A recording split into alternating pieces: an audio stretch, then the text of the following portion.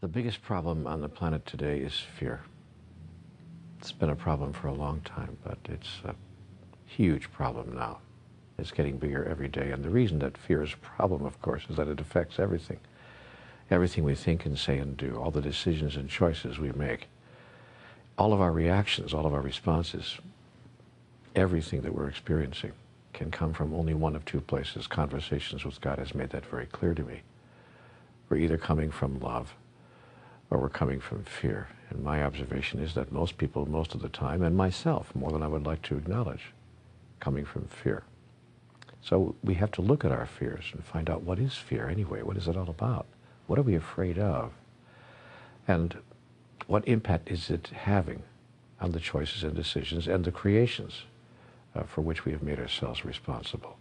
By the way, that's one of the first fears that there is, the fear of being responsible, the fear of placing ourselves in a position of responsibility for all that we are creating.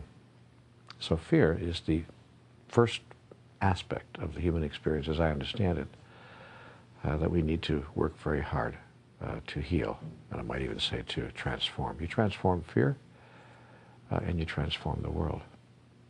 Now let's take a look at what it is that we're afraid of. First of all, as I observe it, we're afraid of life itself and so much that goes on in life. We're afraid of life because we're afraid of death. Conversations with God says that all fear, ultimately, is a fear of death. If you're not afraid to die, then you're not afraid to live. But how can you not be afraid to die? Well, you cannot be afraid to die if you understand what death is, and as a result of that understanding, you understand what life is. The wonderful book, Home with God, in a Life That Never Ends, explains all this in extraordinary detail. Talks about the moment of our death, the process of death itself, and the reason that we're experiencing life as we are on this planet. I would suggest that anybody who wants to know more about this particular subject take a good look at that book. It's very difficult after reading that text to be afraid at any deep level of dying. And when that fear goes away, as I said, then fear of life disappears as well. We're afraid of nothing and no one because, and there's a very good reason why. See, all fear is based on the idea that we need something. That's what fear is, really. You want to know what fear is defined? The definition of fear is the thought that we are not going to be able to have something we think we need. It's as simple as that. The person who doesn't need anything has no fear of anything. When I don't need anything from you, I don't fear you. When I don't even need my own life, in a sense, when I don't think that I need this particular version of life in this particular physical form, then I'm not afraid even if you kill me. Then I really don't need you for anything. I don't even need you to stop killing me. That creates true fearlessness, and most spiritual masters reside in that place, a place of utter fearlessness. So when I begin to look at my own fears and begin to feel them, and when I have an idea that my fears are starting to, how do I say this, overcome me, overpower me almost, paralyze me, because all of us have been paralyzed by fear at one time or another. Some of us more often than we'd like to admit. When I get into that place, I take a close look at, what do I think I need? What is it that I think that I need here? Because that's what it is. Fear is need announced. So I look at, what am I thinking that I need? And is it possible that I really don't need that? Could I get along without it? What would happen if I didn't have that? What would happen if I didn't receive that? What would happen if what I think I need, I didn't experience or couldn't experience? See, now there are two ways that fear manifests itself. The idea that I will not get what I need, I'm not going to receive that, or the idea that I'm going to lose something that I need. I have it now, but I'm going to lose it. And that's most often presenting itself in human experience, as I observe it, in relationships. It presents itself in other ways as well. We have fears around money, fears around power, fears around health, and many other items. But more often than not, almost all the fears that I see people experiencing have to do with relationships of one kind or another, and especially those delicate relationships that we call romantic intertwinings of the human experience. Boy, oh boy, oh boy. First, I'm afraid that no one's going to love me, and then I'm afraid if somebody does, I'm going to lose the love. And how I solve that, when I do, except when I don't, but how I solve that when I do, how I get into a place of what I want to call spiritual health is when I understand who I truly am and that I actually don't need the love of another or any other in order to experience who I truly am, in order to experience serenity, peace, joy, happiness.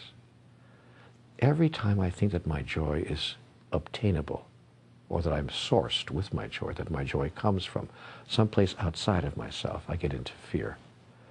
Every time I'm clear that the source of my joy does not exist outside of myself, but is given to me, from me, by me, my fear disappears.